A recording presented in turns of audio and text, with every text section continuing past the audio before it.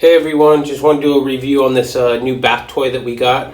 Our daughter is really loving this thing. She's having a lot of fun with it. So it takes two AA batteries. It has 3 suction cups on the back. Definitely do not want to submerge this. So you just pop this off right here, this white plastic cover. You add a little bit of bubbles, soap, anything, and then you add the rest with water. It has this button right here. You turn it once, it spits out the bubbles with music. You press another time, it just does the bubbles, and the third time, it turns it off. Show you how it works. The bubbles last a long time,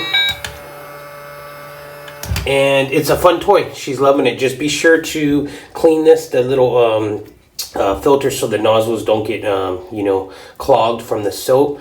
Really easy to clean, warm water. The nozzle thing will come out, clean this, and that's it. Definitely recommend. I think your child will love it just as mine does. So yeah, if you're looking for a bath toy, I definitely recommend this one. Thank you.